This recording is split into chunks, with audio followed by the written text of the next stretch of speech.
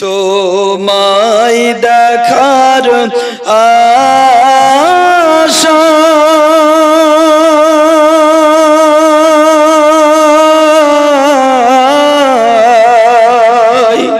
এই মন ছুটে যাই মদিনায়। এ গরিবের আরজি শোনো, একবার ডেকে নাও না। এ অধমের দাবি শোনো, একবার ডেকে নাও না। আল্লাহুম্মা সাল্লি আলা সাইয়্যিদিনা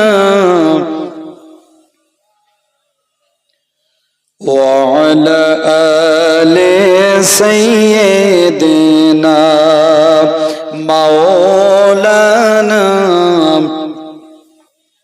আলহামদুলিল্লাহ। পোস্টার নেই না? আপনি পোস্টার নেই? ঐতিহ্যবাহী গাবতলা কেন্দ্রীয় মসজিদ নাকি? গাবতলা কেন্দ্রীয় মসজিদ প্রাঙ্গণে আয়োজিত আজকের এই বাৎসরিক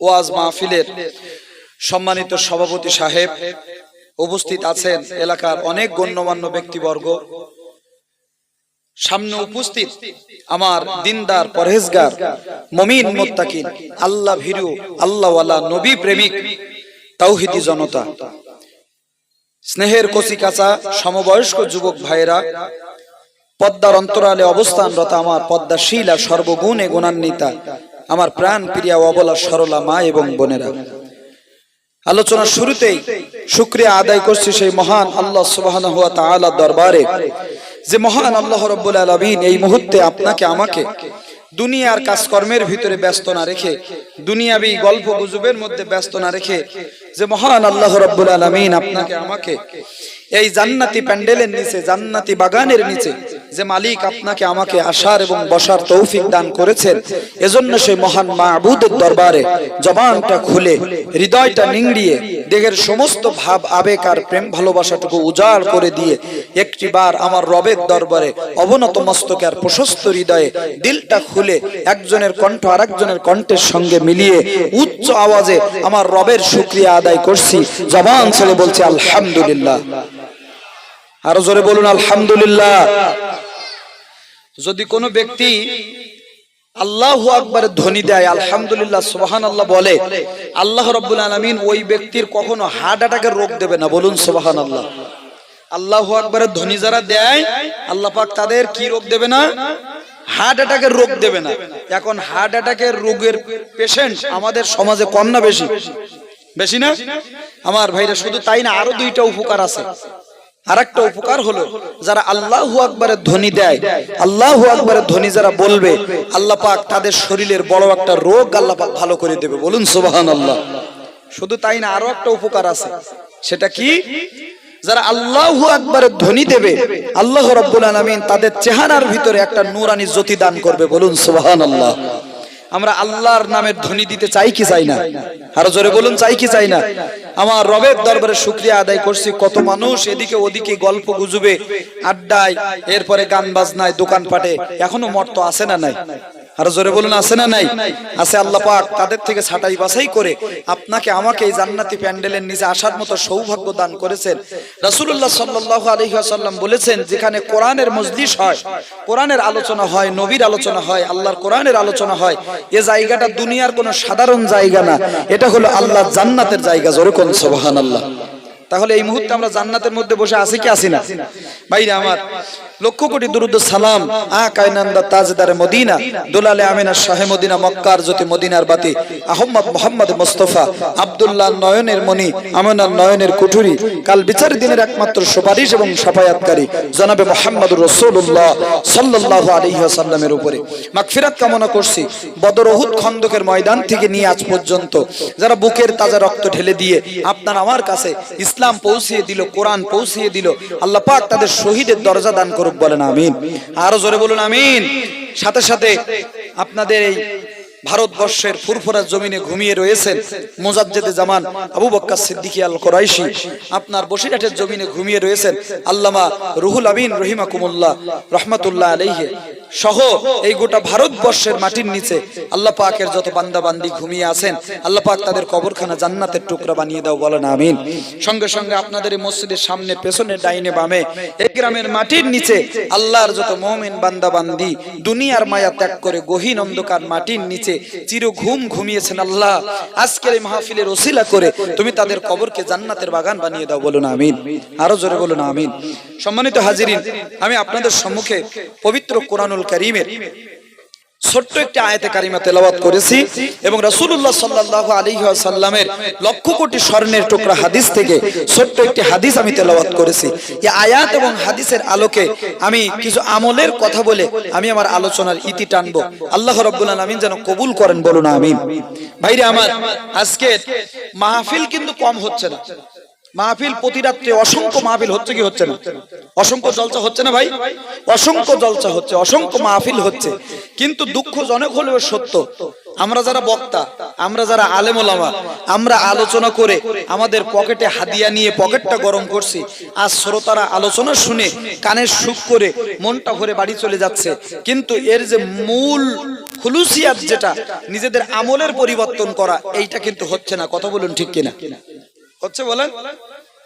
আলোচনা হচ্ছে, বক্তাও আলোচনা করছে, শ্রোতাও আলোচনা শুনছে, কিন্তু আমলের কোনো পরিবর্তন হচ্ছে না। আজকের আমরা আলোচনার মাধ্যমে আমাদের বাড়িতে যেন আমরা কিছু নিয়ে যেতে পারি, যেন কিছু আমলের কথা নিয়ে যেতে পারি, আল্লাহ যেন কবুল করেন, বলেন আমিন। আরো জোরে বলুন আমিন।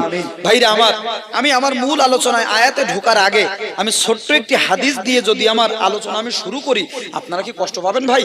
রাগ করবেন আমার উপরে? রাসূলুল্লাহ সাল্লাল্লাহু আলাইহি ওয়াসাল্লাম একদিন মসজিদে নববীর সামনে, আজকে যেমন আপনাদের মসজিদের সামনে এই মাহফিলের আয়োজন আপনারা করেছেন, রাসূলুল্লাহ সাল্লাল্লাহু আলাইহি ওয়াসাল্লাম মসজিদে নববীর সামনে একটা উঁচু পাথরের উপরে বসে রাসূল সাল্লাল্লাহু আলাইহি ওয়াসাল্লাম উযু তৈরি করতেন, বলুন সুবহানাল্লাহ। এই যে আপনাদের উযুখানায় দেখলাম যে ট্যাপের সোজাসুজি বসার যে একটা উঁচু জায়গা আছে না, এই যে আল্লাহ রাসূল সাল্লাল্লাহু আলাইহি ওয়াসাল্লাম ওই যে বহু বছর আগে মসজিদে নববীর সামনে উঁচু পাথরের উপরে বসে উযু তৈরি করতেন, ওই দিন থেকে উঁচু জায়গায় বসে উযু তৈরি করা সুন্নাত, বলুন সুবহানাল্লাহ। ওই কারণে কিন্তু প্রত্যেকটা উযুর জায়গায় একটা উঁচু জায়গা করা আছে, উযু করার জায়গায় উঁচু করা জায়গা আছে। ভাইরা আমার, দিলের কানটা খুলে শুনবেন, মনোযোগ দিয়ে শুনবেন। রাসূল আমার উযু করতেছেন মসজিদে নববীর সামনে বসে, উঁচু পাথরের উপরে বসে। আমার নবীজির উযুর পানিগুলা আস্তের পরে ওই পাথরের উপর দিয়ে গড়িয়ে গড়িয়ে মরুভূমির বালি কাদাগুলোকে, বালি মাটিগুলোকে কাদায় পরিণত করে দিয়েছে। জোরে বলুন সুবহানাল্লাহ। কয়েকজন সাহাবী মসজিদে নববীর মধ্য থেকে এই দৃশ্য লক্ষ্য করলেন। আল্লাহর নবী মসজিদে নববীর সামনে উঁচু পাথরের উপরে বসে উযু তৈরি করতেছেন।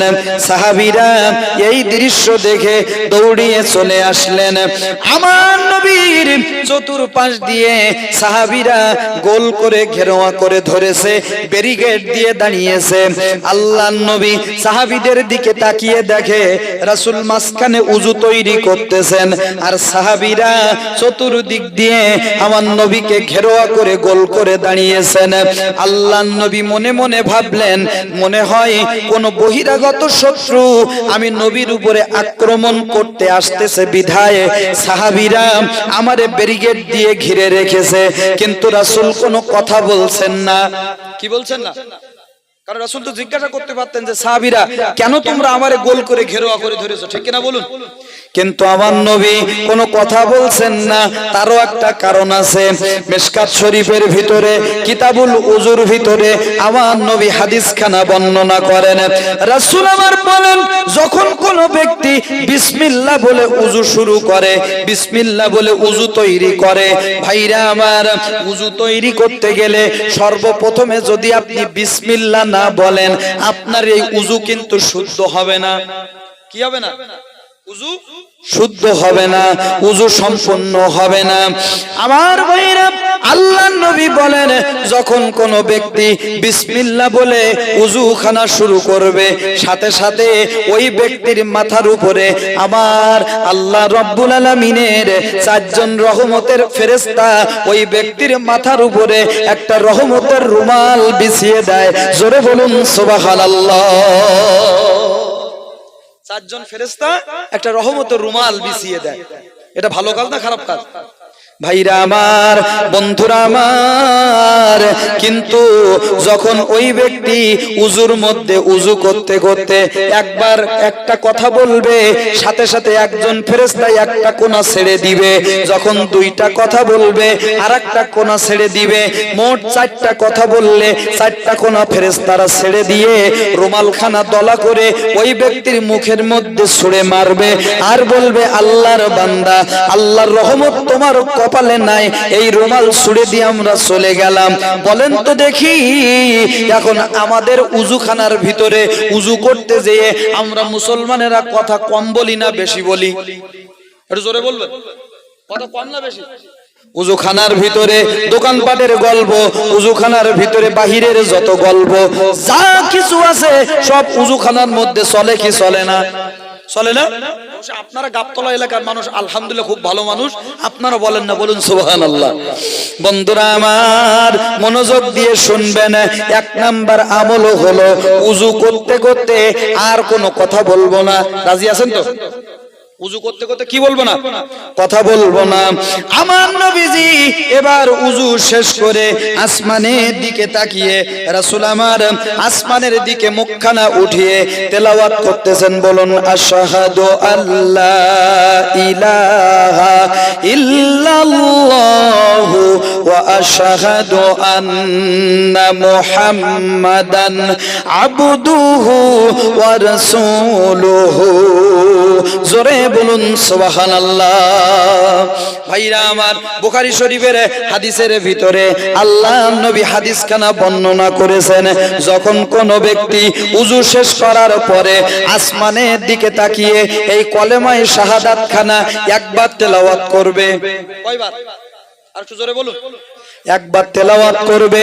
আল্লাহর নবী বলেন, উযু শেষ করার পরে আসমানের দিকে তাকিয়ে এই কলেমায়ে শাহাদাত খানা যদি কোনো ব্যক্তি একবার তেলাওয়াত করতে পারে, আমার আল্লাহ রাব্বুল আলামিন ওই ব্যক্তির জন্য আসমানের আমার আল্লাহ জান্নাতের 8টা দরজা খুলে দিয়ে দেয়। চিল্লিয়ে বলুন সুবহানাল্লাহ।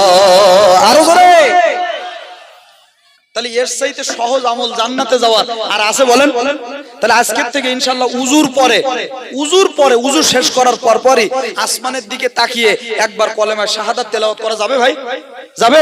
আল্লাহ কবুল করুক, বলেন আমিন। এ কিন্তু আমল দিচ্ছি আপনাদের। 1 নাম্বার উযু শুরু করবেন কি বলে? সবাই বলুন, বিসমিল্লাহ বলে।